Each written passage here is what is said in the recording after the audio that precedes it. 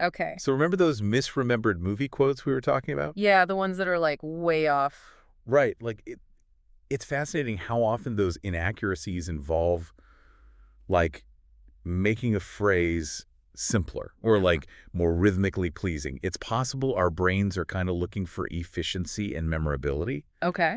So maybe we tend to streamline things, even if it means like slightly changing the original. So instead of remembering every single word, it's like our brain is creating what, like a mental shortcut? Yeah, exactly. Like a more easily digestible, Yeah. soundbite. Okay, that makes sense. Think about it. Luke, I am your father. Right. It's much more direct It is. than no, I am your father. Yeah, it kind of loses the drama a little bit. It does. And mirror, mirror on the wall. Right. It just has that fairy tale cadence that Magic Mirror lacks. It rolls off the tongue better, I guess. Yeah, it does. So our brains are always taking in so much information. It's natural that they'd want to like filter and simplify all that, right? Absolutely. And this tendency to like simplify and streamline, it could also explain those Mandela effects with logos Okay. and product names, like the Fruit of the Loom thing. Oh, yeah.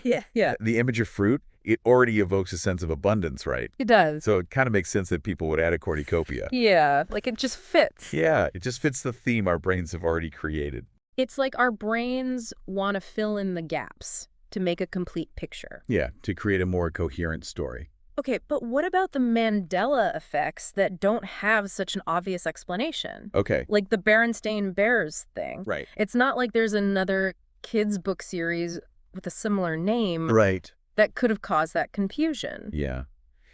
That one's a tough one to explain. I mean, Berenstain Bears, that's often cited as one of the most compelling examples Oh, really? Why is that? because it challenges those simple explanations. It's Yeah. not conflation or misinterpretation. It's just an E versus an A. Right. But that one little letter, I know. it makes a big difference to people. It does. People feel very strongly about it. Yeah.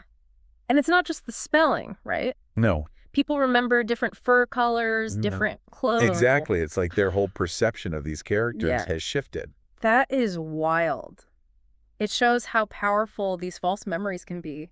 Oh, absolutely. And it's gotten so big that it's practically a meme now. Oh, really? People joke about remembering the Berenstain Bears Okay. just as a way of like referencing the Mandela effect. So the awareness of the Mandela effect could actually be contributing to its spread.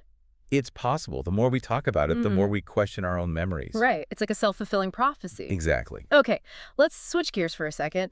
Let's go back to those historical Mandela effects, Okay. the ones that have those, heavier implications. Yeah.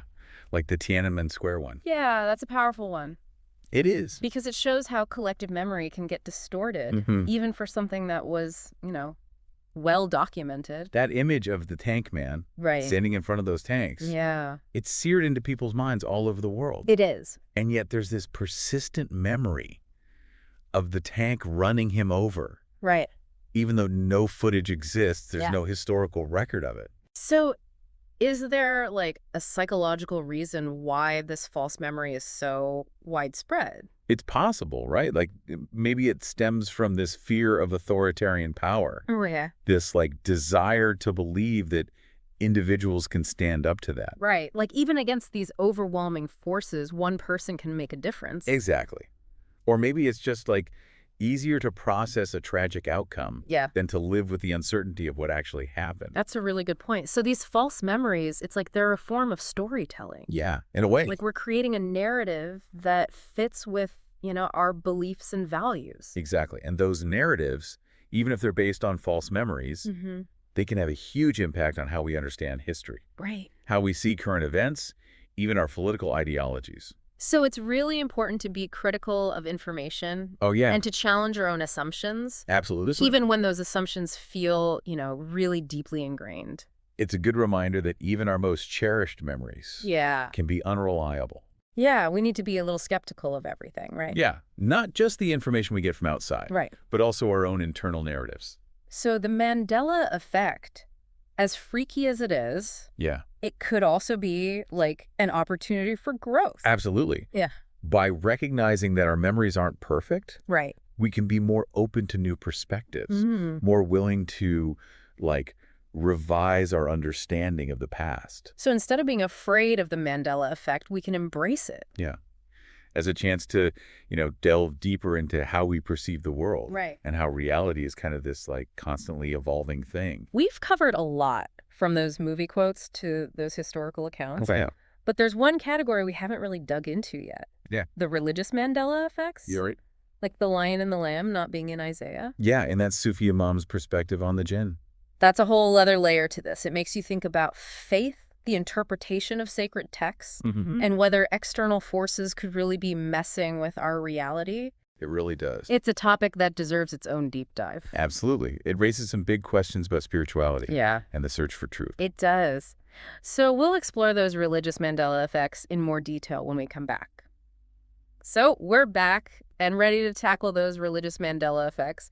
The ones where our memories of sacred texts just don't seem to match up with what's actually written. It's definitely an area that can spark some intense debate.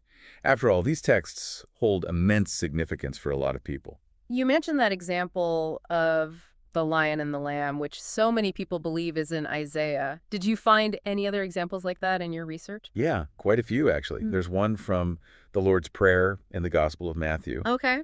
Many remember the phrase, "Forgive us our trespasses as we forgive those who trespass against us." Right.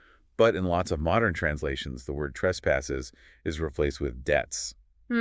Interesting. I definitely remember it as trespasses. It just sounds, well, more powerful that way. Right. That's what makes these religious Mandela effects so fascinating. These subtle changes can really shift how we understand the text. Yeah. And for someone whose faith is really grounded in the literal word of these texts, it can be pretty jarring. Like, it makes you question everything. Absolutely. It challenges the very foundation of their beliefs. And this is where that Sufi Imam's perspective on the jinn becomes particularly interesting. Oh, right. The idea that those supernatural beings might be tampering with physical objects, but not memories. Exactly. It offers a way to make sense of these discrepancies without saying the text itself is flawed. So some people believe that instead of errors, these Mandela effects could be evidence of something else interfering with our reality. Exactly. It's a way to reconcile their faith with these seemingly impossible changes. Wow, that's a whole other dimension to this phenomenon. It seems like the Mandela effect isn't really about finding the right answers. No, not necessarily. It's more about, like, opening our minds to different possibilities. Exactly.